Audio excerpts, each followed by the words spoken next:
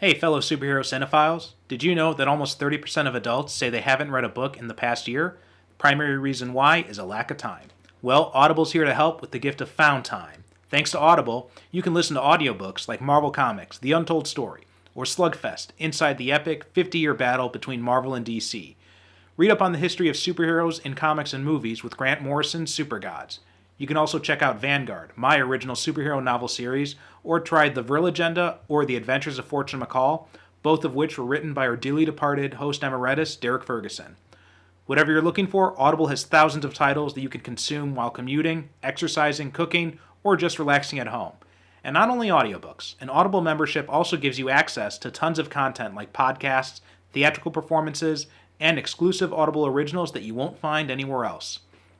To give you a taste of what you can get, Audible has partnered with this show to provide listeners with a free 30-day trial. All you have to do is go to audibletrial.com/supercinemapod, and with your free trial, you get one free audiobook and 2 free Audible originals. In fact, you get to keep those titles even if you cancel before the trial is over. So what are you waiting for? Head on over to audibletrial.com/supercinemapod and start your free trial today.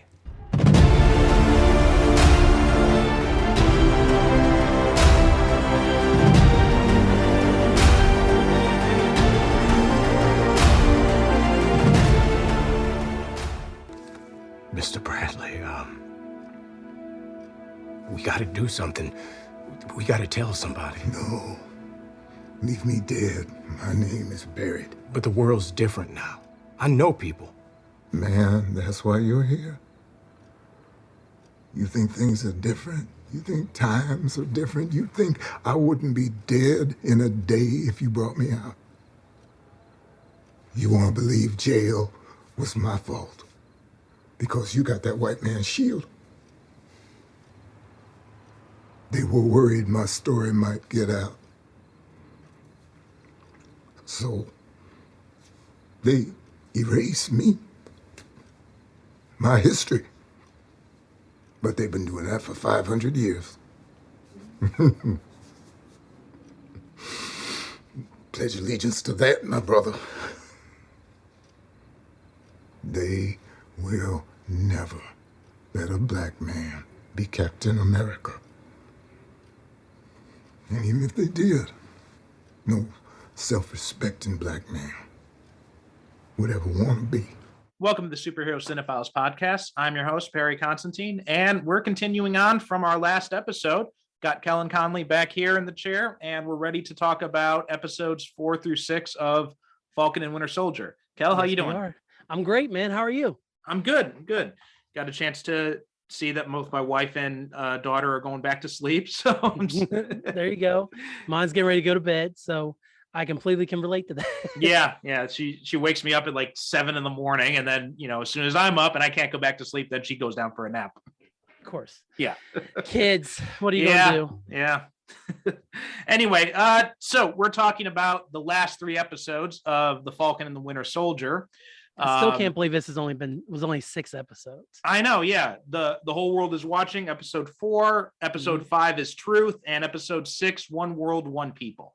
Yes. So where do you want to start with these episodes? I think probably the first one is the big Wakanda reveal in episode 4, the big showdown with the Dora Milaje and the guys. Yeah, you mean the one that they lost? Yeah. They unequivocally lost that fight, man. Like the Dora Milaje do not play at all. And obviously they were after Zemo because of the events of Civil War, because they killed King T'Chaka. And they Wakanda never forgets, as we saw in Black Panther when they were going after Claw. And Claude stole that vibranium years ago, but yet they're still like, we're coming for his ass. Yeah. That belongs to us. So no, it was very cool to see the Wakanda call back for Bucky. And I had mentioned this in the last episode, but having the fail safe in his arm, when he literally were able to take his arm away from him. I mean, obviously he's still Bucky and a Winter Soldier. He can still hold his own, but it's a little more difficult when you only have one arm. And yeah, everybody just got their ass beat. Everybody lost in this one, man. One thing I loved about that is, even Sebastian Stan looks surprised by the arm coming off. Like you just, yeah, because he had no clue. Yeah, like, that was such good acting on his part, though, because all that's done in post production, right? So for them for like his reaction is so great in that moment. And that's just it's such a Wakanda thing to do, to have this. It's such a Black Panther. That's from the comics I'm talking about. Like Black Panther in the comics totally has ways to like kill every single one of the superheroes. Yes, yeah, he is always prepared for anything. He's not Batman level prepared, but I'd say he's more than Batman level prepared in some cases. he might be. Like if anybody has case studies on how to beat everybody, like you said, it would definitely be T'Challa. Yeah. So I love that. I completely loved it. And yeah, I mean, they came and handled their business, and then they're like, yeah, bring us Zemo, or we're gonna come back and see you. They're like, okay. It was also nice to see Io get some more development here, and to have that connection established between her and Bucky, because you don't really get the sense of how integrated Bucky was in Wakanda during that time, because we see him, at the end of Civil War, he gets put in the ice, and then we see him at the end of Black Panther being woken, appearing at the end there, and then getting the arm in Infinity War. Yeah, and we don't really get a sense of like whether or not he was really integrated into Wakandan society, but based on the interactions he has with Io and the stuff he says about his time in Wakanda, you get the sense that it was actually, he actually spent a lot of time there, and he was actually pretty integrated into their society. Yeah, and I would imagine that would be something that he wanted, especially once the brainwashing was going. I mean, obviously he's never truly had a home for years, because he's always been a pawn as the Winter Soldier. Right. So having a place to call home, and then be in a place that's so built upon family as Wakanda, naturally I could see, even though they thought that he had killed King T'Chaka initially in Civil War, even with all of that bad blood that was there, to see how Wakanda and the Black Panther were able to forgive all of that, and really, one, help him escape the brainwashing, and then two, how much time do we know really passed between Civil War and obviously it was like a week in between the assassination attempt on the Black Panther. So honestly, dang, like let's say Black Panther takes place over like a month or so, month and a half. Like they kind of got him unbrainwashed pretty quickly. And then Civil War probably happens a few months later. So he was there for a decent amount of time. He wasn't there for like any 5 years or anything like that. But actually, I think he probably was, because the MCU movies, they tend to move in real time for the most part. So yeah, Black Panther came out 2017, I think. Yeah, and then Infinity War came out in 2019. So that's a good 2 years he's spending there at least. Yeah, well, I mean, yeah. So and I just can't see them. Again, especially with T'Challa's message at the end of Black Panther about wanting to kind of open up the Wakanda to the world, and kind of let it be known that who Wakanda is really, instead of hiding all these years.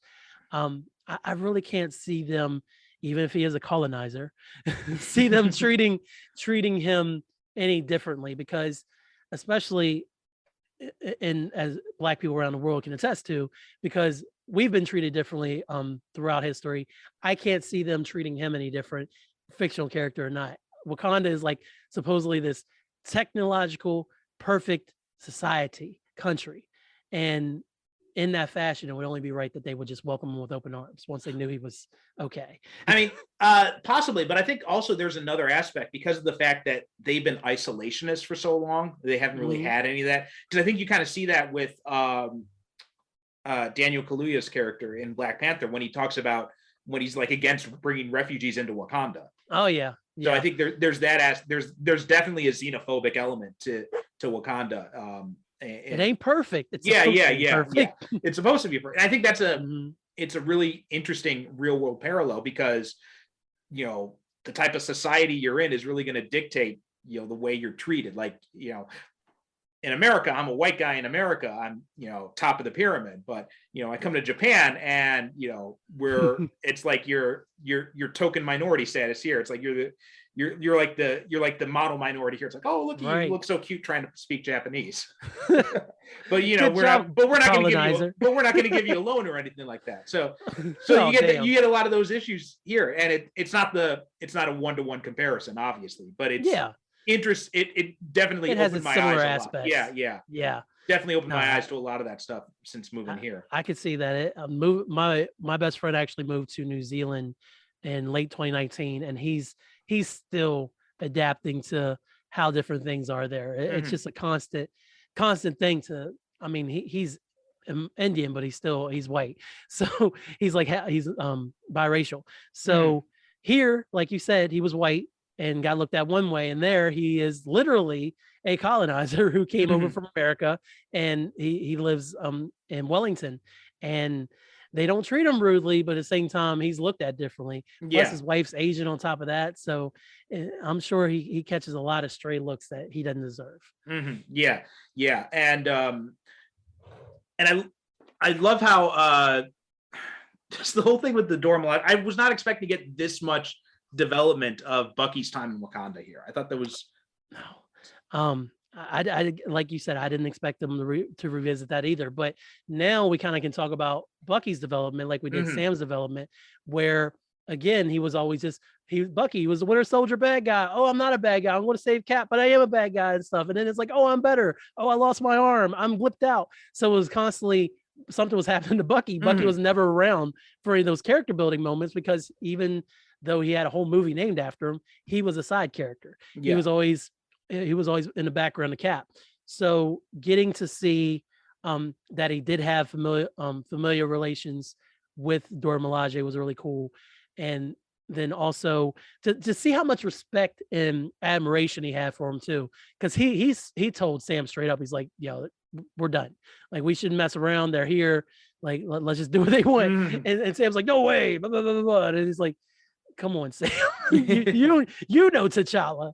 Like, I don't think you want to go down this route. So, and it really, I thought one of the things it did really well too was it really kind of illustrated how really lost Bucky is now, because you know, and I think that's something we kind of take for granted when we see him first in the therapist's office, right? And we see him talking about, and you see he's trying to build a life here, but you get the sense that there's something missing there. And then you realize when you see him interacting with Io, and when she forbids him from returning to Wakanda, it really kind of clicked for me when I'm just like, oh my God, this guy really has no place left. Like, no place to go. Because when he got out of when he's deprogrammed and everything, he's still got Steve, at least. Yeah. But now Steve's gone. And so now he's got, like he says it in Bucky he is Bucky, as he says to Sam in that episode, you know, that shield is the closest thing I have left to a family. And it's just like, it really puts that all into perspective, like how, like his visceral reaction to Sam giving up the shield.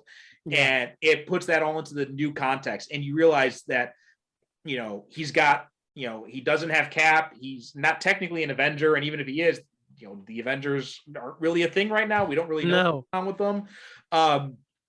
You know, Sam's like the closest thing he has to a friend, and they kind of hate each other. But he has, like, he doesn't even have a home now, because the only home he's really known in the past, you know, 70 plus years has been Wakanda. Right. And like, cause his old home, you know, Brooklyn, that's, you know, it's not the Brooklyn he grew up in. It's not the same Brooklyn. Right. Yeah, man. That's a good point, because I mean, she literally said, don't come back to Wakanda. And again, he knows that they don't play around. Like, she ain't say that jokingly. Like, so he can't just show up tomorrow like, hey, here I am, you know.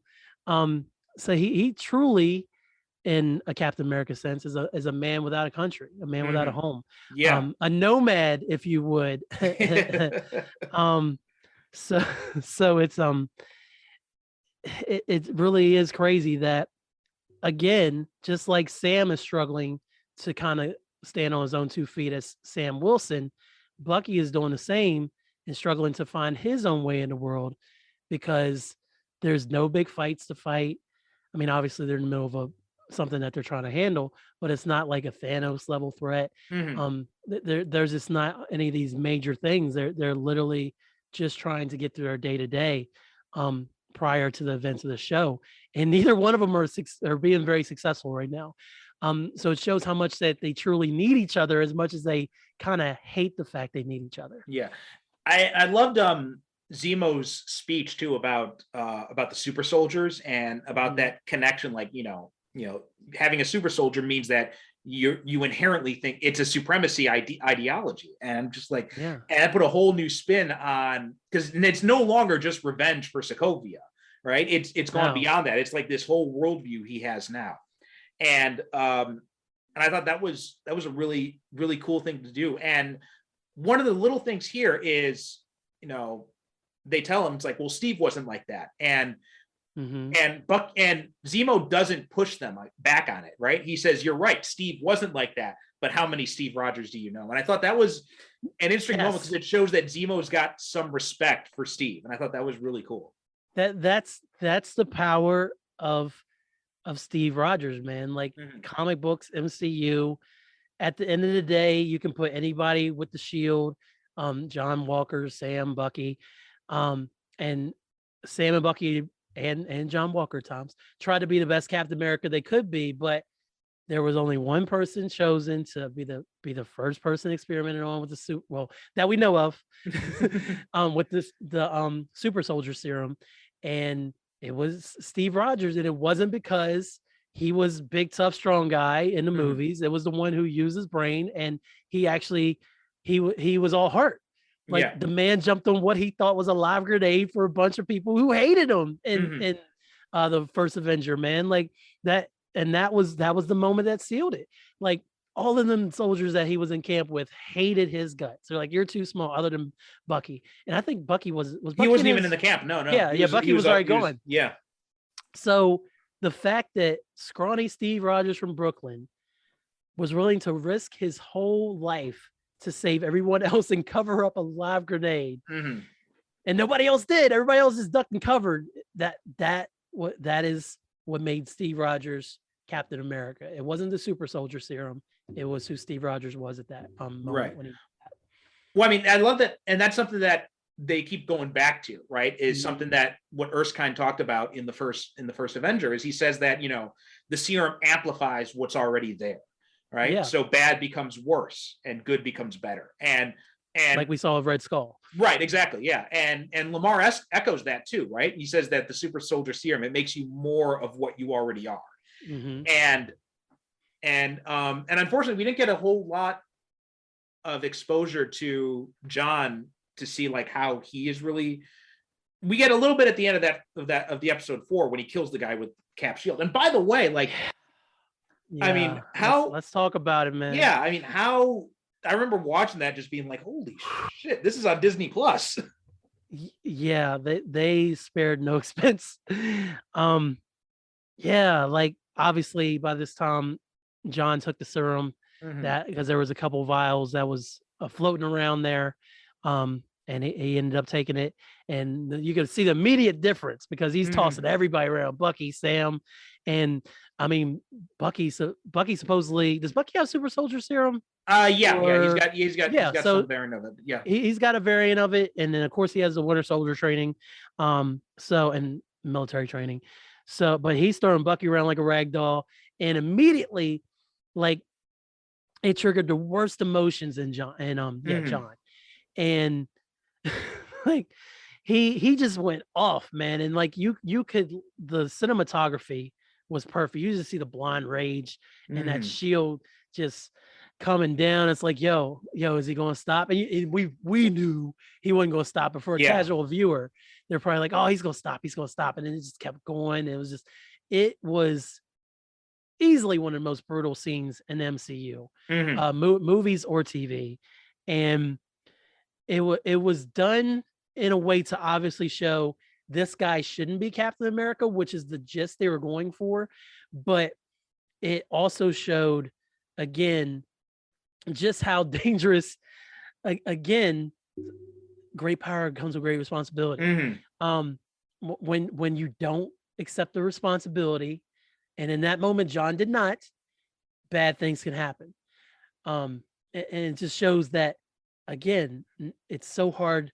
You can be Captain America, and be called Captain America, and go Good Morning America as Captain America, but you're not Captain America, even with the super soldier formula. So yeah, like that. This might be. I really like the episode that introduced Isaiah Bradley, but this episode is probably my favorite of the entire show.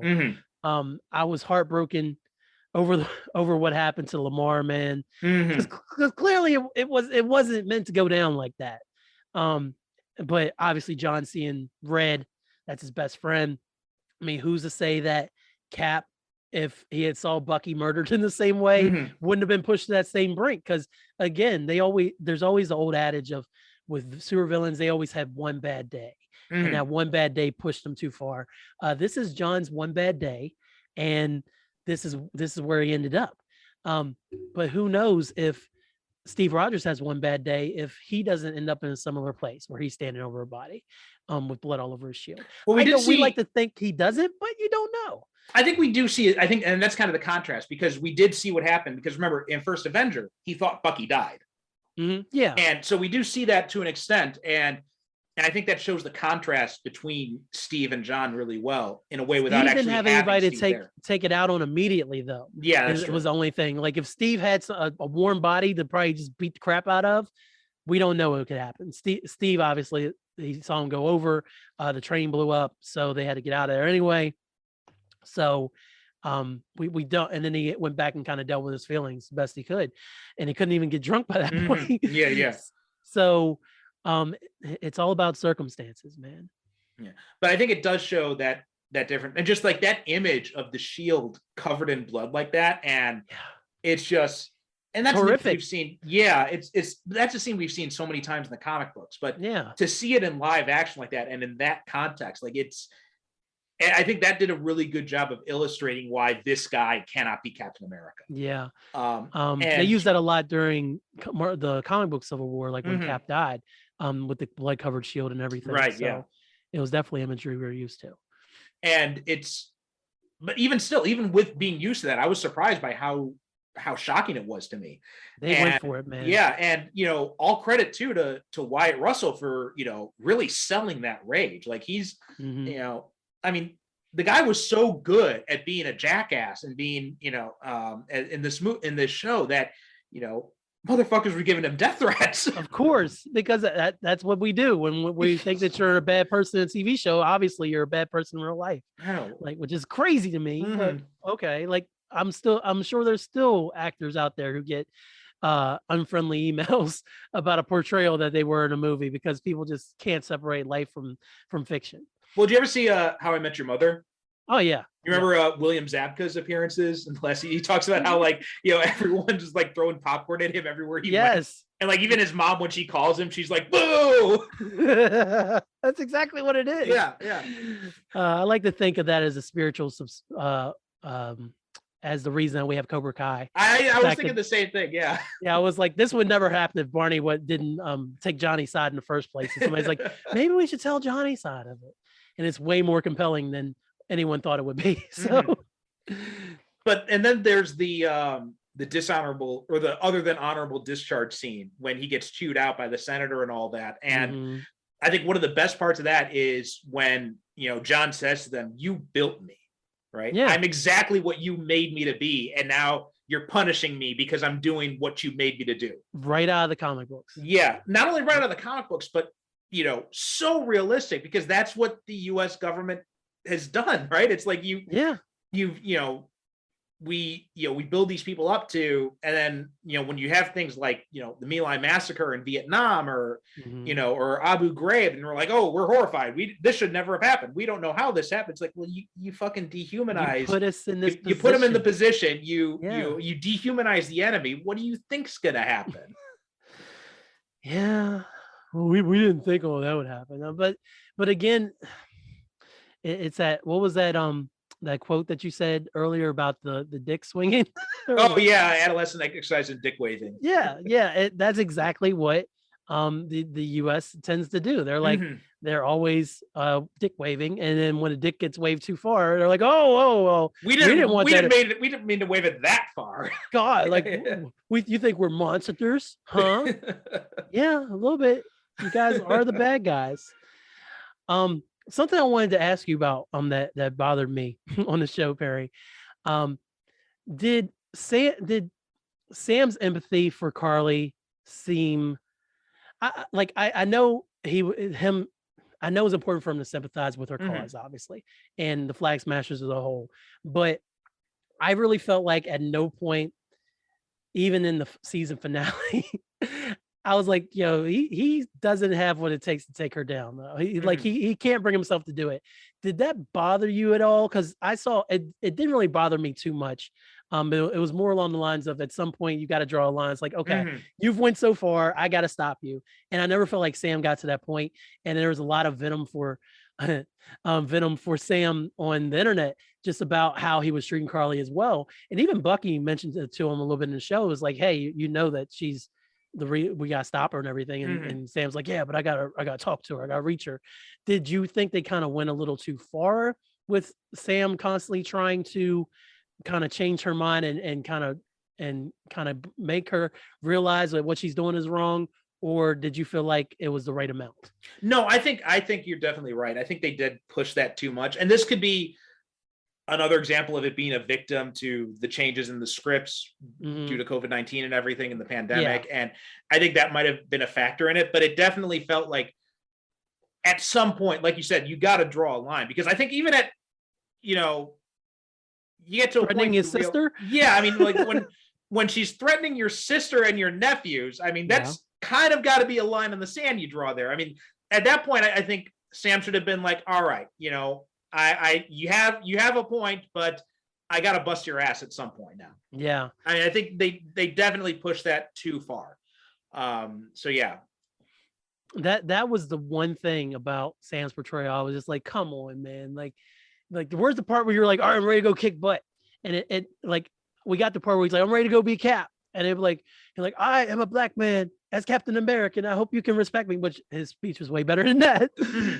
But those are important, but at the same time, it's like, you need to be able to, the line ends here and put that foot in the sand and really push back against the opposition. And he didn't really get that moment to shine, especially against Carly as the main antagonist. Yeah. I felt, I mean, Carly in general, I felt she was handled kind of unevenly. And I think that she's, and again, that could be, a victim of the writing and the changes, but I thought, it starts off, she's got a good point, but then I think the show keeps trying to paint her as too sympathetic, even after the show has kind of made her out to be beyond the point of sympathy. Like, I mean, I think, for example, you draw a comparison. If you draw a comparison to some of the other characters that we've got sympathy for, like Zemo in Civil War, or Zemo in the show, even, or Thanos in Infinity War, or Killmonger in Black Panther. Like, there's each time you can understand their point, but the movie still says, like, okay, here's the line, and here's the point when they cross the line. Yeah. And once they cross that line, then you're like, okay, yeah, I mean, they got a point, but I still want to see you get your ass kicked. The show, though, it with Carly, it seems like it goes, you know what? Here's the line. Here she is, but the show's still trying to convince us that we're over here. It's like the show's not caught up to her actions. Yeah. Okay. I'm glad I'm not the only one who thought that, because I wasn't like crazy, like, oh my God, Sam, like, I can't believe you. But at the same time, I was like, I just wanted him to put his foot down, and he never did. Yeah. He was that parent's like, all right, you stop that now. All right, I made it this last time. One more time. And she just kept doing it and doing it. Yeah. That was a definite weakness, especially when you compare it to like how he treats Zemo, how he treats, John. I think there's a lot more. He's a lot harsher. He's a lot more judgmental of those actions, but less about Carly. And I thought that was a huge disconnect in the series. Yeah.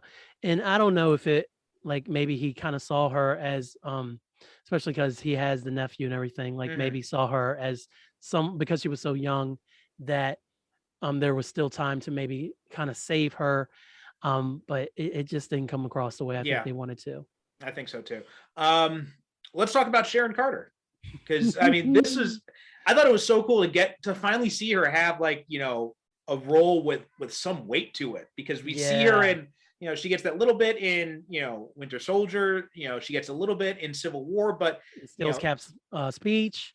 Yeah, steals Cap's speech. And then they you know, they were kind of, it seemed like they were kind of trying to lead up to something between them, like in the comics, but you know, the Peggy fan base is too strong with the movies, and so they had to go back to Peggy in the end. Yeah. Oh, they went back to Peggy. Oh, right? yeah, literally. I really don't want to think about that timeline beyond him getting to go back and have that dance. So let's just leave it over there.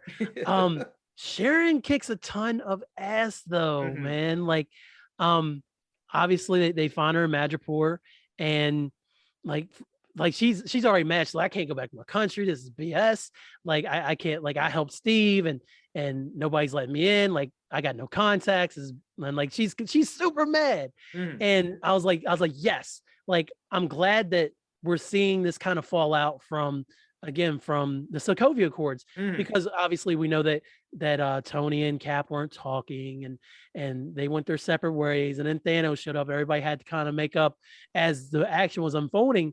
But just like with the blip, there is an important time frame that we're missing with a lot of these characters. Like Sam was on the run with Cap, obviously. Bucky was in Wakanda, and we're seeing shades of that. So there's, whenever they do season 2, there's still a whole bunch of stuff they can explore with those time frames with Bucky and Sam. But to really see Sharon, who was literally the odd man out, especially once all the superheroes showed up in Civil War, and she was like an afterthought after that. She literally to say like, I can't go home. I'm a traitor, and I need your help. But then it was Sam that offered, hey, I can get you pardoned or something. Like, my man can't even get a loan. How's he going to get a pardon? I thought that was kind of like, wait, Sam, aren't you kind of overselling your influence here? Like even like Rhodey's in the military still, like maybe Rhodey could call in a favor or something, but he was really selling it like he was already Captain America and he was on payroll or something. But he's like, yeah, we'll get your pardon, just help us out. And Sharon never bought into this chick for a second. She was like, okay, yeah, I'll help. But it was more out of respect for Cap than it was, I actually think you guys can help me, as we saw down the line. But yeah, I really loved everything that Sharon did in this series, and I can't really say much. Like the end reveal that we're going to talk about here in a little bit. I didn't hate it. I didn't like it. I was just kind of like, meh. I saw it coming, but I really enjoyed her character development that we got in the episodes leading up to this finale. Well, let's go ahead and talk about it now, because I mean, let's talk about it now. So like my thought was, I mean, the first time I watched it, I think I had kind of the same thought as you. I'm like, yeah, kind of makes sense. I see how it coming. Yeah. Not sure I really like it. Second time though, I thought it made a lot more sense. I thought it when I divorce it from what we know from the comics, I thought it actually worked really well, because it's that whole idea of, you know, how far can a person be pushed? Like you were saying, that whole one bad day thing. And I think, I mean, it totally makes sense, because, you know, they never mentioned it. I don't think they ever mentioned if she was part of the blip or not. I think she was still, but yeah, I think she was around. Yeah. Because everybody who got blipped are like, oh, I wasn't here for 5 years. Like, they make it a point to kind of mention it. Yeah. So like, you gotta look at it from her perspective. Like she puts her ass on the line to help Steve and Sam. And then, you know, she loses her job. She becomes a traitor to her country. She's got to run away to Madripoor, and she's got to, you know, build a new life for herself on the black market, basically. And she does really well for herself. Yeah. Yeah. Like I felt like Shang-Chi's sister I can't think of her name off the top of my head. I feel like she took a lot of her cues. Thank you. She took a lot of her cues from Sharon Carter because I mean, when you get introduced to her, she's in charge of the fight ring and everything, and then obviously we know what happens at the Stinger and the Shang-Chi. So I definitely felt big Sharon Carter vibes from the way that she was taking care of herself. Yeah. And the way she was portrayed. And I thought it did make a whole lot of sense because the entire time when Sam's talking to her like, yeah, I can get you a pardon, you can go back home, and she's like, oh, you think you can help me go back home? And as I was watching that the first time, I'm like, wait a minute, they didn't. I mean, like well enough. They didn't hide it. I think that's the they spelled it out way too. I think that's how it works. In a way, it kind of works. I think because the first time I'm watching, I'm like, she's got this, she's rich. She's got this really nice, penthouse apartment with like she has resources, friggin' art gallery. She's got all these resources and all that. Why does she need to go home? Yeah, why does she need to go home? I mean, like, go to a place where you're not even gonna have healthcare and you can't get a loan at the bank. So right. And I'm like, and I'm thinking to myself when I'm like, why would she want to give all that up to go back to what she used to be doing? And then when you get to the end there, and she does that thing where she gets on the phone and she says, no more super soldiers, but I've got access to a lot more stuff. It totally makes sense because, she got sold out by her country. After the blip, Steve was back in New York. Steve went back to the Avengers compound. He wasn't on the run anymore. And he wasn't trying to find her. Back for that. That's a great point. That's a whole nother thing that can be, they can do with her in the next season too. Well, I don't think they're doing the next season because they said they're doing, I don't think they're going to do another season because they said they're going to do Captain America 4. Oh, okay, well that would make sense. But yeah, but I would love to see what I want to see, like my dream MCU project would be like an animated series or something, or a comic series or whatever, set between two eras. One, the time between Civil War and Infinity War, and another one is in the time between Infinity War and Endgame. I think those are two vastly unexplored areas with a whole lot of time. A lot of stuff can happen in there, especially in the case of, the 5-year gap in Endgame. Yeah. And just like, and there's so much story potential. Like, we know that the Avengers are obviously still active because we see them, Black Widow's calling the plays and everything from the compound and everything. So we know they're still doing stuff. So, and that's such a rich area for exploration. I would love to see what other stuff had happened in that time. Yeah. And we know from What If that they're fully capable of doing it. Yeah. And just give me 10 episodes and set it in different eras and just tell the story. And the voice actors obviously will come back. They came back for What If. I mean, Chadwick Boseman's last times as T'Challa was doing What If. Yeah. And he was like in 2 episodes, which is crazy. So it'd be a very easy thing to do. And there's a vast array of stories that need to be told that can be built upon or just stand alone on their own. It's a wealth of unexplored territory. Yeah. I love that idea. Yeah. So I think it makes a whole lot of sense for her to become the power broker because, and then to still, commit to being, betraying her country because, her country kind of betrayed her first. So, this is kind of like her getting back. Yeah.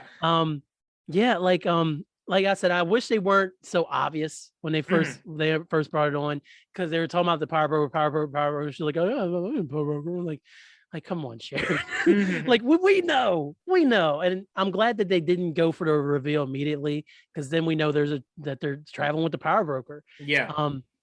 And I kind of wish I was just more surprised at when it happened, but like you said, in the grand scheme of everything, especially with what happened to Sharon Carter in between those 2 time periods, why not be the power broker? Yeah.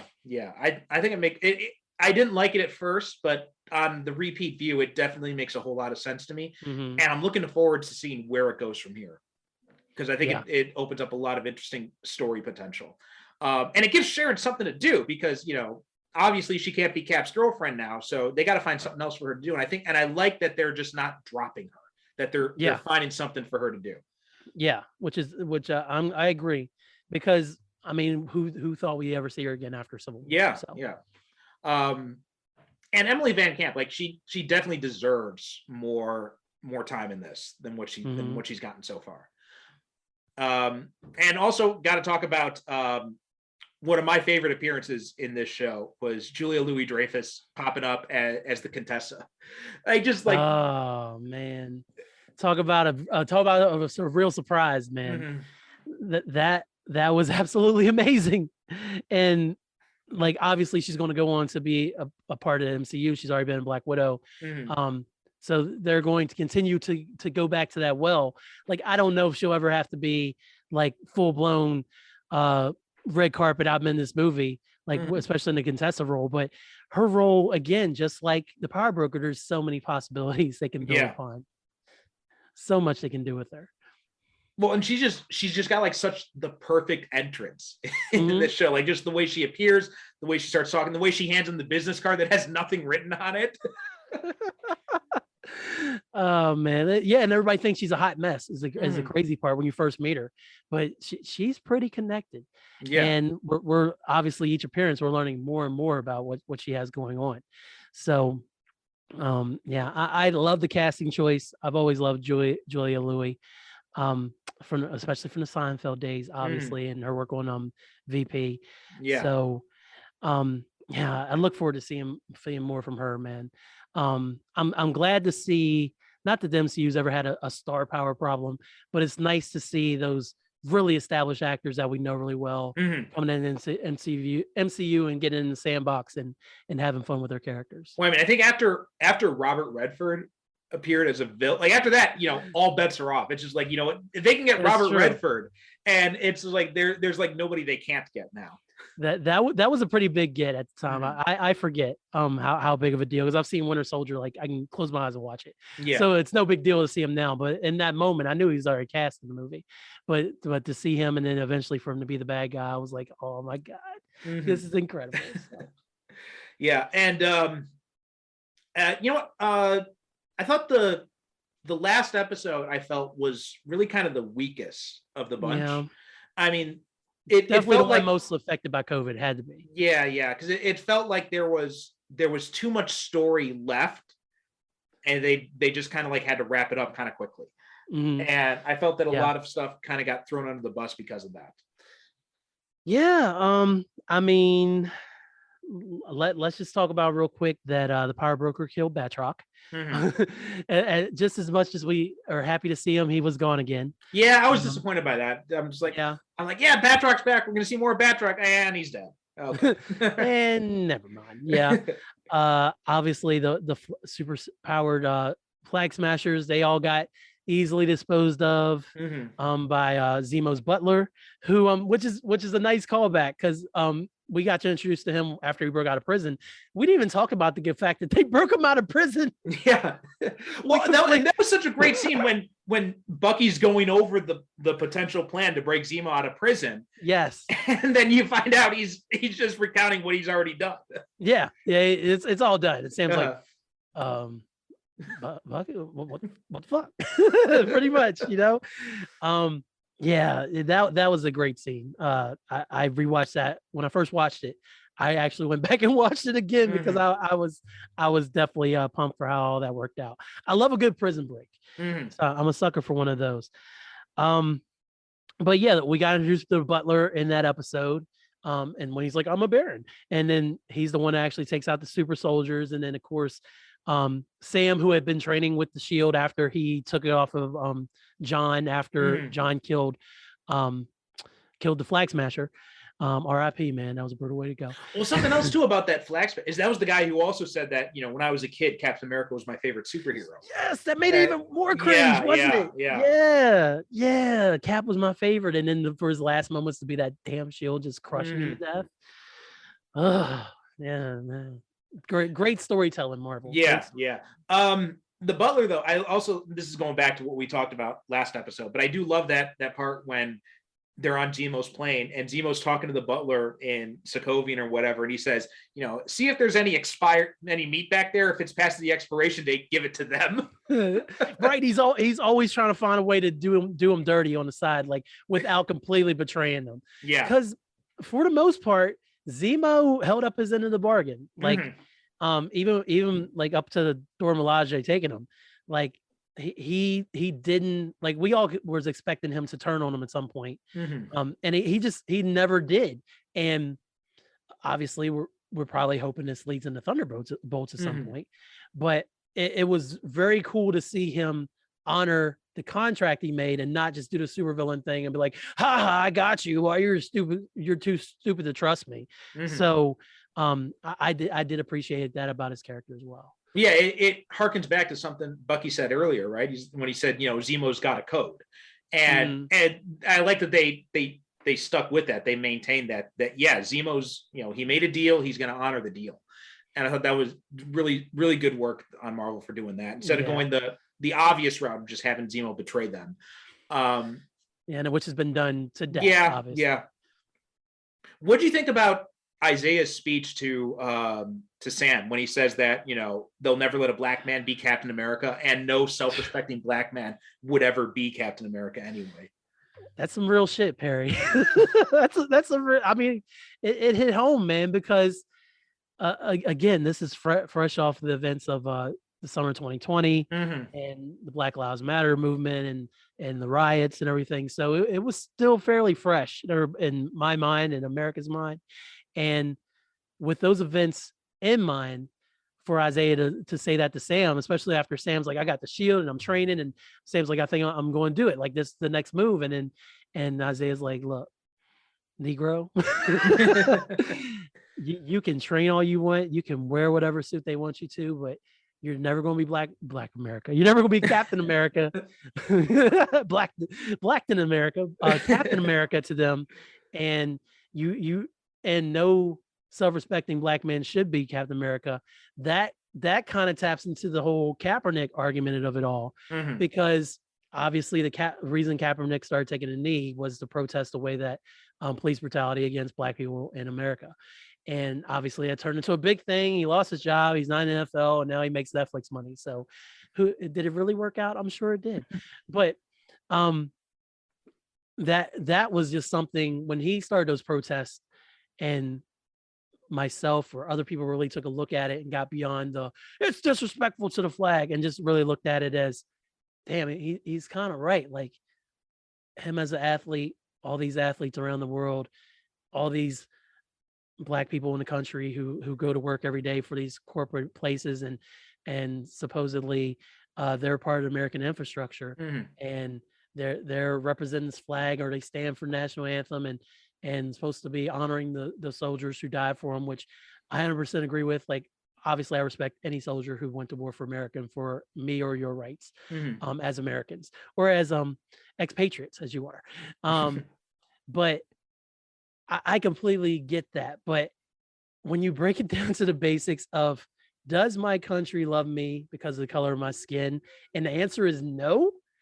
Then yeah, it's really hard to get behind the flag. And then to be wearing the symbol of America and literally be the same guy who was selling war bonds prior to going to break Bucky out of the Hydra camp, to be that guy, on top of that previous guy being so beloved and so, air quotes, perfect, it's an impossible task, because America won't ever respect you. They might be like, oh, there goes Captain America.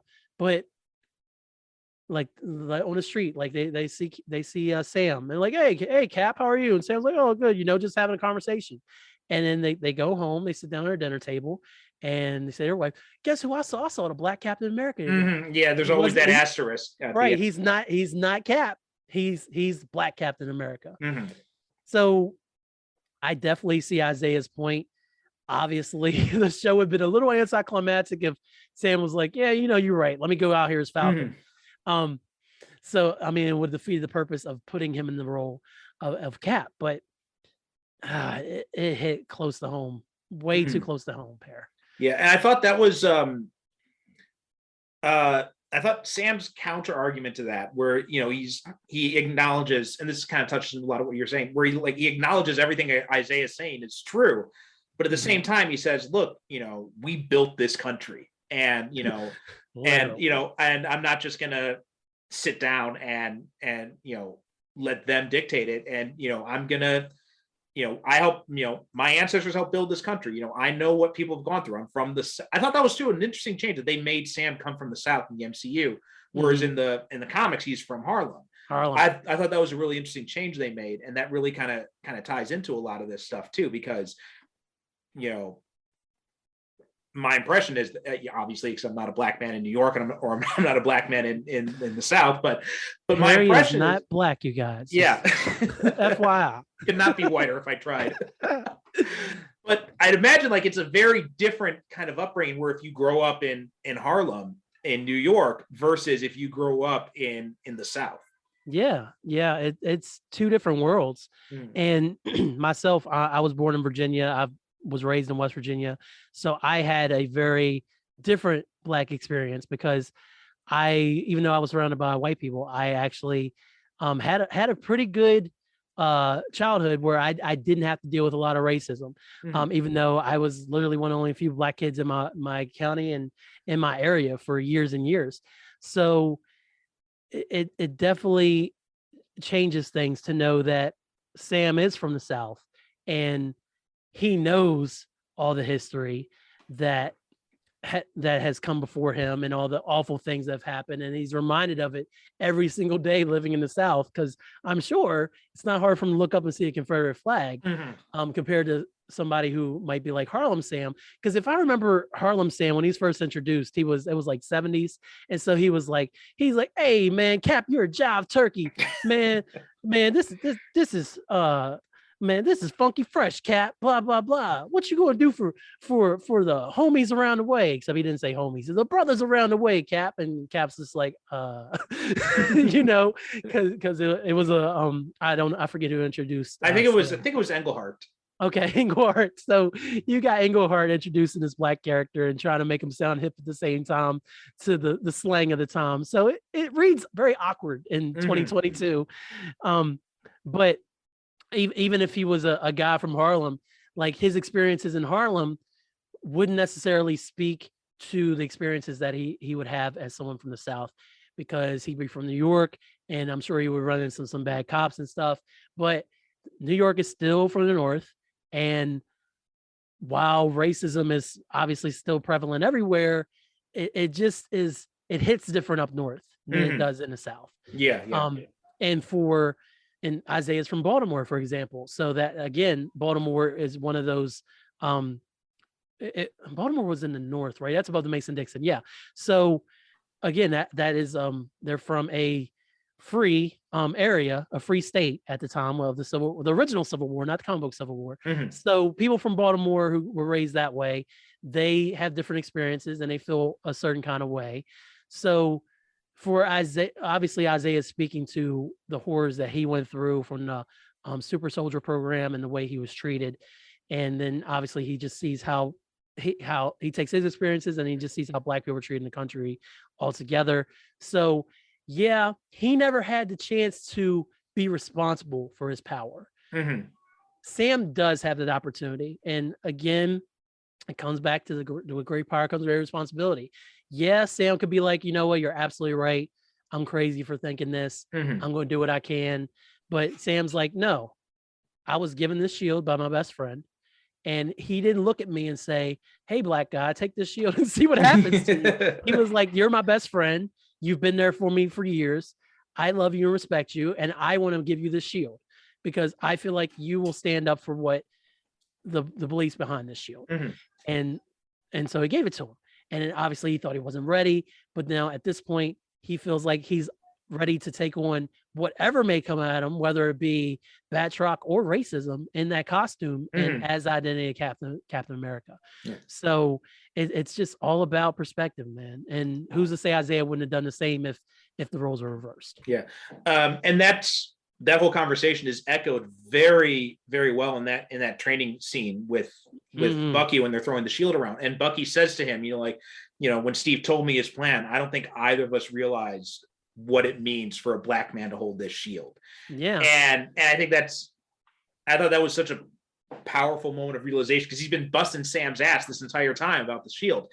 And that line, Sam says, the legacy of that shield is complicated. And like when I saw that in the trailer, I'm like, oh, they're going to talk about the truth. They're going to go, I saw that coming, but seeing it in context, it really makes it, after hearing Isaiah's speech, it makes it so much more poignant.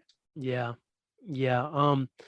And who knows how much Steve and Bucky deliberated over it. It was might have been like just hey man, like I gotta take these stones back tomorrow. I think I'm gonna go find Peggy when I take back this last one, and I'm gonna stay with her. He's like, damn, Cap, that's deep. What are you gonna do with the shield?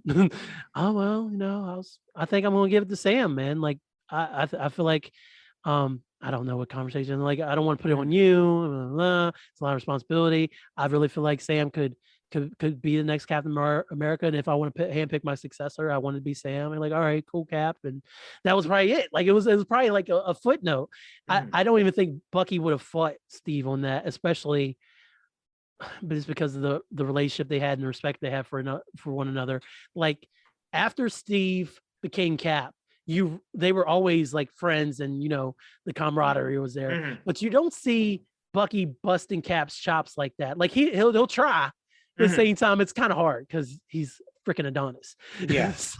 So I feel like, especially after he saved his life and got him out of the camp, away from Hydra, like it was kind of like, whatever you say goes, Steve. Like I'll follow you anywhere, even if it leads to my death, which we thought it did. So I don't even think he questioned it for a second. And then to see Sam's journey throughout the series, and then especially with him giving it up, and he's like, dude, like he picked you, and like you're supposed to be the one. He was like Morpheus. He's like, you're the one. Like, what are you talking about? You're not the one. Resurrections aside. but yeah, and then obviously, like I'm sure Sam talked to him about Isaiah. I know he mentioned him like in passing conversations, but just even off camera, like I'm sure Sam said, "Yo, I went to go see Isaiah, who Bucky would know about," and Isaiah told me all this stuff that happened to him when he was in and that the country did to him and everything. And then Bucky's like, "Oh yeah, we didn't really think about all that. We just thought you were cool. We just thought you were a good pick, man. Like sorry we didn't think about everything else that goes with it, but we are two white guys from Brooklyn." Yeah. And two, something else too that I keep thinking about too is the fact that I think a lot of people overlook is that that's not the same shield, because that shield got busted up by Thanos. Right. That's when Tony gave him oh wait, no, you're right. That's a different shield. Because think about the last one Tony gave him. Because I think when everybody, like a lot of people, their misconception of Endgame is that he goes back into the past and he lives with Peggy in the main timeline and just never does anything and never interacts with the world. But I think what actually happened is he goes he creates another timeline. There's this whole other timeline, and talking about dream projects in the MCU. Like I want to see that timeline where Cap and Peggy are starting Shield together, and then when he's got a shield one more film because you look at that shield and the design is slightly different. You're right. And I've thought about that before too, but it's just so easy to gloss over the fact that Thanos literally like beat that thing to bits, and Steve's arm was literally dangling. Yeah, when he's like, "Avengers assemble," and like we had that when the movie theaters across the country exploded and cheering and everything. Definitely not the same shield. Where did that shield come from is a great question. And I don't want some Feige answer. I want to see it. Like show me how Cap got Bucky or Sam's shield. Yeah. Show me. Yeah. And then the last episode, one of the things I think was talking about things that were kind of rushed through. I think one of the things that really got kind of rushed through was John's kind of like redemption in a way. Right, because it's like he kills this guy with the fucking shield. He gets discharged, and Sam and Bucky are like, and then he pops up at the end, and hey guys, yeah, and it's just like he's patting Bucky on the back, and Bucky's joking with him about using the Lincoln quote, and I'm like, come on, man, like you just spent like 5 episodes talking about how this guy's such an asshole and he doesn't deserve the shield, and now he helps you out one time and you're best friends. Like you didn't even give Sam that much benefit of the doubt. It's like, hey, you look like my buddy Cap. He is pretty old. Let's maybe he thought for a second he was Steve. I know, with that face, how could you get him confused? I didn't love that either. I know they wanted to kind of sit the redemption arc they wanted to get him on that path, especially going forward into the next project they're going to use him on and get him into the U.S. agent uniform that the Contessa gives him. But and I thought for a second, I did think for a second, I was like, all right, they're going to go to route of him redeeming himself and he's going to get killed. Like I thought first, like because they kind of hinted towards that being like, I think if one point there was where his life was on the line and then he managed to survive it or something. I forget. But I think they decided not to do that. And then of course they wanted to set up the US agent. So it was cool to kind of see him be redeemed, but at the same time, it's like, dude, you should be facing some serious consequences. You shouldn't be walking these streets so easily, military or not. Like, I mean, at the very least, I mean, I'd expect like after they finish busting up the flag smashers, like Bucky, like punches him in the face or something. Yeah, hit him like Hawk did Thor, man. It's like, yeah. So yeah, I thought that was kind of a missed opportunity. Yeah. I mean, I do like that they gave him the U.S. agent costume in this episode, though. I thought that was a nice little touch at the end. Very cool, because I've always loved that costume. Ever since Steve Rogers was the captain and he wore that costume. So I'm glad that they and the MCU does such a good job with making the costumes true to the originals. So I was really glad to see that they nailed that costume completely. So speaking of costumes, what do you think of how they adapted Sam's costume, Captain America costume? I never loved Sam's comic iteration of it. I know that he was still, I mean, it was still kind of based on the Falcon uniform, just with Cap's colors and stuff, and then putting the star on it. I like his MCU uniform though. I think, especially because one is it's Wakandan too. So shout out to Wakanda. But I actually really do like his costume. I feel like there's room for them to do different variations on it, which obviously they're going to do for toy purposes because that's what they do with all the costumes. But I really thought it came across well on the screen. And that first time when he came to that window and he stood up that shield, man, I just couldn't help it, man. I got chills. I was like, yeah, Sam's Captain America, man. So it worked for me on all facets. I thought it was I like the design of it. I did feel like it felt like it didn't quite fit Anthony Mackie right. Like I think they need to do some alterations to it. Because like in some of those wide poses, it looks a little bit like puffy in some parts. And so I think they're gonna have to redo that when they get ready for the fourth movie. Yeah, but sure other than that, I like the design. One of the things because I'm rereading the Nick Spencer Sam Wilson Captain America series now, and one of the things I noticed is I was I watched this last episode right before I jumped back into the series is that in the comics, his wings are just, still the red wings that they were when it was Falcon. Here, they give it the red, white, and blue color scheme, which I thought was a really nice touch. I thought that was very cool too. I thought it came off a little better, especially with him really embracing the personification of Cap and being the face of America, even if America doesn't want him.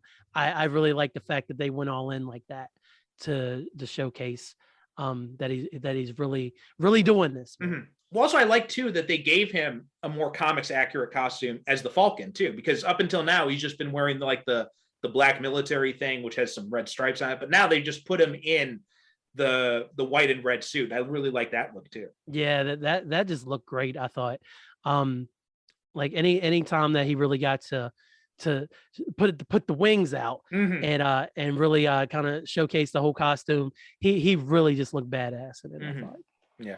And same thing with what the little changes they made to Bucky, how they kind of blended the Winter Soldier look with the Bucky costume from First Avenger. Yeah, and that was a nice subtle nod as well, because Bucky don't need no stinking costume, but if you're going to give him some kind of uniform, then I think that's the way to go. Yeah, well, I did love what you said back earlier. You said like he's they'd be, because I know they're going the White Wolf route, but I think making him Nomad would be a much cooler nod to the comics. Yeah, man. That you hear that, MCU? We're writing your movies for you. Yeah. Send all checks to Superhero Cinephiles, please. Please, yeah. And also we get another possible hero introduced here at the end, because we get Joaquin Torres, who became the second Falcon in the comics, he gets the Mhm. flight suit at the end of the 5th episode. Yeah, and that was a nice callback to the very first mission that Falcon went on in the whole series, and we get introduced to Joaquin, and we didn't know that we would see him again, and then I again feel, and the MCU obviously realizes it. It's important for them to continue to build that legacy and Claremont it, as we were talking about, where they leave things laying around where it's like, okay, well, we need a character for this. Oh yeah, well, we do have that Falcon running around now that we can just pull from somewhere. So I'm glad to see that Sam is leaving his own legacy as well, and they're not completely abandoning the identity of Falcon or just leaving it laying around until they decide they want Bucky to be the Captain America, or they I don't know. Will they recast Steve Rogers? I mean, who knows? But I like the idea that the MCU is willing to give known characters to new people, Yeah. and kind of leave that to be explored at a later time. Yeah. And what do you think of the boat fixing scene in the 5th episode? it was very cool. It was very cool. Also, I didn't mind that Bucky had a thing for Sam's sister. I thought that was kind of of cute. Yeah. I thought they were kind of totes adorbs together. It felt very on brand for Bucky to kind of be like, "Hey, I'm nailing your sister," kind of thing, Not that Bucky would have to stoop so low, but it never hurts to have that in your back pocket when you're in an argument with your frenemy. So I really did enjoy the boat fixing scene though, because it showed, because obviously Sam has this technology and they were government issued, obviously, but at the same time, Sam got to show off some of his know-how, and him and Bucky got to work on the boat together, and it built their whole rapport together some more. And it while they were still being Bucky and Sam, it was cool to see them kind of come together and figure things out to get the boat working. My only thing with I love the scene in general. My whole thing was the placement of it in the show, because it feels like at that point they got other shit to worry about here. Yeah. And it's a very lighthearted scene in the middle of hey, like you said, there's some heavy things going on. Maybe we fix the boat after. Yeah. So again, that could have been another COVID rewrite where they're like, man, we got this great scene with them on the boat. Where are we going to stick it? And they're like, I don't know, just throw it on episode 5. We'll figure it out. I'm like, okay. And so maybe that's why we got it that way. Yeah. What else we want to mention here? Where do you think they're gonna go forward now with now we see Val's recruited U.S. agent, kind of recruited Yelena, but after Hawkeye, I'm not really sure how loyal she is now, but yeah. and we got Zemo in the raft, obviously. Yeah. And Contessa name checks him too, right at the end there. So she does. What do you think where do you think we're gonna be going with that?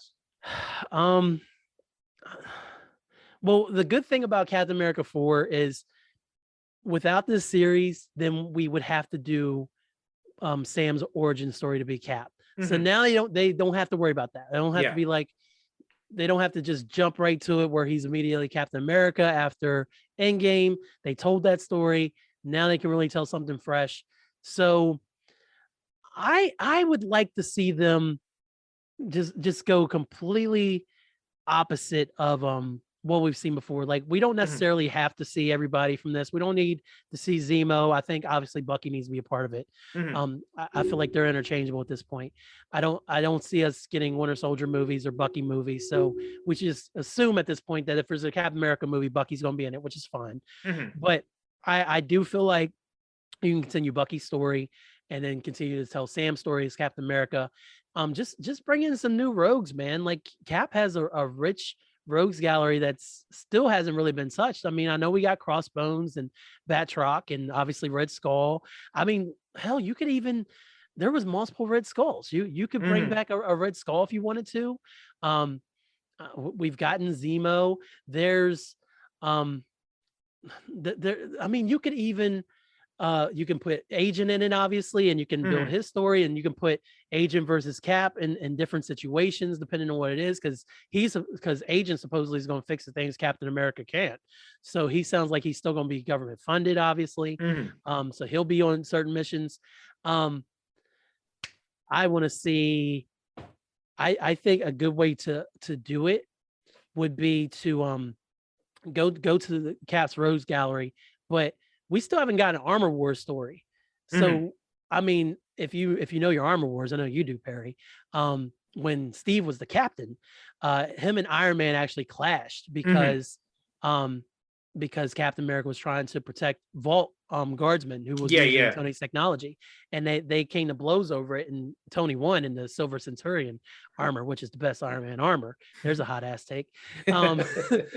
And so I would like to see something like that, because again, we've seen some of the stuff where it's like, oh, Tony's technology is out here. Well, we are actually getting an Armor Wars series. Oh, that's right. That's right. It's going to be with I think Rhodey's going to be the center of that one.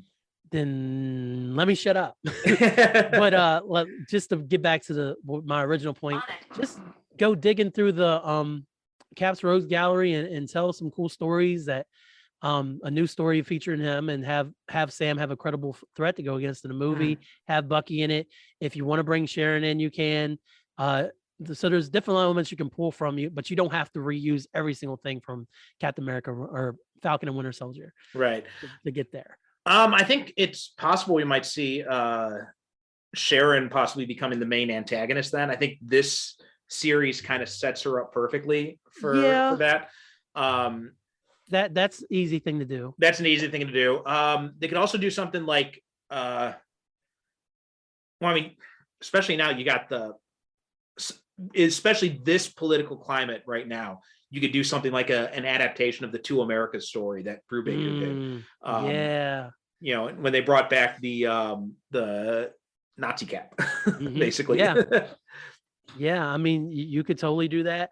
They already did Hydra Cap a little bit in Winter Soldier. They kind of hinted towards that, but I mean, that'd be really hard to do without Steve, though. But there's just so many stories where Cap gives up the shield. We know, but Sam's not going to do that. But there can always be a situation where he's put on the run for some reason. I mean, that's just Cap's MO. That was always a go-to anyway, where it's like Cap's without his country, he's on his own, he has no backup. So there's a rich history they can dig through. Yeah, I was gonna say Secret Empire, but they kind of did a variation of that with Winter Soldier, so I don't think it's hard to sell a black Hydra Cap. That would be real interesting. No, not that Secret Empire. I meant the original Secret Empire. Oh, gotcha. When he went up against the government. But the OG. Yeah. But also, like like you were saying, we haven't even seen like the Serpent Society or anything like that. That would be interesting to see what they do with that. Or they could just, or if they want to lean on Zemo, they could use the next Captain America movie to introduce the Thunderbolts. Yeah, I was thinking too, like and then I'm wondering about what they do with, like, because you got Zemo now, you've got U.S. Agent, you got Yelena, Abomination's still out there, as we saw in Shang-Chi. So it really feels like they got the makings for a Thunderbolt series now. There's plenty of people that Spider-Man's put away that they could use. I mean, we still haven't seen what happens with Scorpion that they from Homecoming, which was in the Stinger. Michael Mando's character, they could always build off of that. There's so many to choose from. Yeah. It'd be kind of cool to see if they went the Thunderbolts route. What kind of way do you think would you like to see? Would you like to see it do like the hero redemption angle, like the original Thunderbolts, or would you like to see more the post Civil War era where they were like, almost like Marvel's Suicide Squad? I would probably want to see the hero redemption arc at first, especially with Zemo, because I don't want to see Zemo ever be completely good, but it would be cool to kind of see him take the reins of a team like that, and then also be doing his bad shit on the side still. I think that could be really cool, especially in the machinations of it again being something that can be pulled from for another TV series, a movie, from something Zemo did in Thunderbolts. So I would go with the redeeming the villains idea first. Okay. I think I'd probably like to see I lean more towards like the Suicide Squad version type. Yeah. Especially because you got, Walker is kind of like serving as like the Agent Flag role type of thing. Yeah. Kind of like Luke Cage did when he was leading the Thunderbolts. I think that'd be that's one way to do it too. Yeah, there's you can do it either way for sure. Mhm. Only thing I think it would stop them is people would be like, man, this reminds me of Suicide Squad. Yeah, that's what I was thinking too. As I was saying, that's the only reason why I think they wouldn't go there. Because who would have thought that we'd have not one but 2 Suicide Squad movies prior to Marvel being able to get the Thunderbolts? Yeah. Well, that was such a weird choice when they made a Suicide Squad movie with all these rogues before you even introduced the heroes that have put these rogues away. That's the DCEU for you, man. Let's just do it and see what happens. Yeah. People love it when MCU does that. But at least we got James Gunn Suicide Squad out of it, and then and Peacemaker. Yeah. So. Peacemaker's so crazy. Every time I'm watching that show, like it gets to the intro and there's that little skip intro button. I'm like, oh fuck no, what are you crazy? No, don't skip this intro. Watch that intro. Yeah. And my daughter's getting into it now too. Like, I'm watching she loves intros to TV shows. Like, does she? The X-Files intro, she goes batshit over. She like starts, she's like, ah. I don't know what it is about, but she loves that intro. And then and I was watching Peacemaker yesterday, and I had like 2 episodes left of the current ones. And intro comes on in the first episode I'm watching. She stops what she's doing. She just stops and she just stares at the screen. And then later, the second episode comes in. Again, same exact thing. She just stops and turns and looks at the screen as soon as she hears the music come on. Raising her rate, man. That's what you're doing.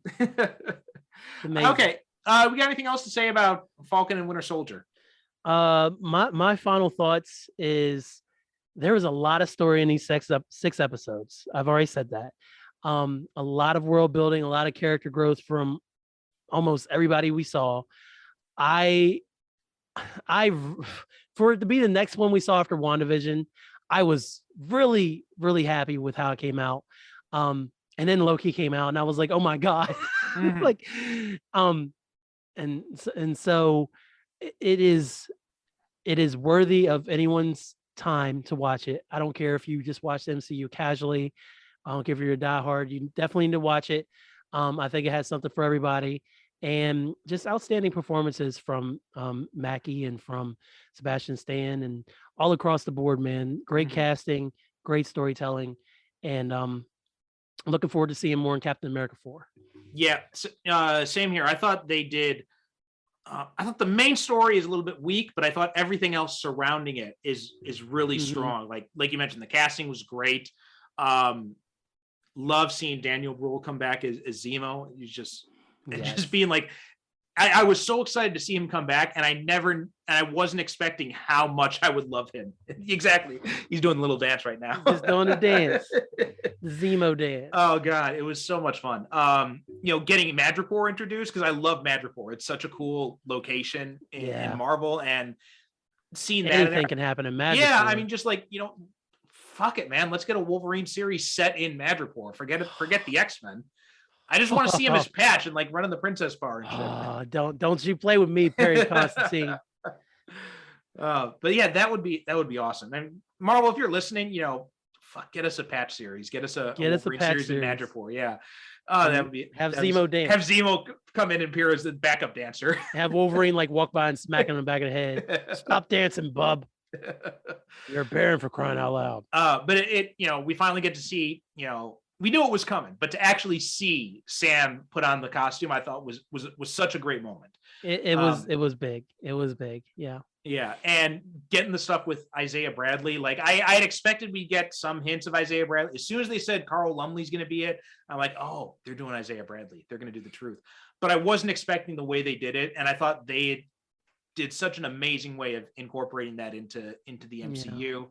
And yeah, I mean, being as real as possible with it being too. as real as possible. Yeah, I mean, it's got some story issues, but overall, everything surrounding the main story I thought was just pitch perfect. I think you can easily overlook a lot of those story problems by focusing on those other things. Yeah, I agree. Because as much as the Flag Smashers didn't end up really being everything we wanted them to be. They were still quite a credible threat. I didn't love Carly all the way through, but again, her characterization, they were we talked about it. We were trying to make her so sympathetic, and there just was no point where everybody was like, besides Bucky, who really wanted to beat her ass. So Yeah. so there was that. Like Bucky was like, oh, let me get my hands on her, and Sam's like, no, let me talk to her. Let's talk. He's like, oh, damn it, Sam. Whatever. But yeah, all right. Kel, you want to tell people where they can find you? Yeah. Last episode, I told you can find me at my website, which is -universe.com. I have a YouTube channel, which is also -universe. Just type that in. I'm on Facebook under -universe. If you like Instagram, I'm the B-Hyphen on there. And I'm on Twitter, B-Hyphen. And that's about it. And Hyphen Podcast Group. That's where you'll find my podcast as well as other podcasts that are on our nice little network over there. So come check us out. Okay, great. And my stuff, all my writing, all my work can be found at percivalconstantine.com. This show, superheroceinephiles.com. Drop me a line if you want to be on the show, if you want to come on and talk about superhero movies. It's a lot of fun, guys. A lot of fun, yeah. And other than that, Super Cinema Pod on Twitter and Instagram. Got a Facebook group as well. Feel free to join. Feel free to rate, review us on Apple Podcasts, anywhere you get your podcasts. And 5 stars. 5 stars, yeah. And that does it for us, and we'll talk to you next time. Kel, thanks so much for coming on again. Always fun to have you on for these episodes. Oh man, great sitting in this great seat, man. Thanks for having me. Yeah, always welcome back. All right, that does it for us, and we'll talk to you next time. You have been listening to the Superhero Cinephiles podcast. Follow us on Twitter and Instagram at Super Cinema Pod. Join our Facebook group by searching for Superhero Cinephiles, where you can interact with us and other superhero fans. If you'd like to support the show, you can become a regular supporter at Patreon or make a one-time donation through PayPal, both of which can be found at our website, superherocinephiles.com. If you buy or rent any movies through the Amazon links at our site, it helps support the show. Please be sure to rate and review us on Apple Podcasts or wherever you get your podcasts.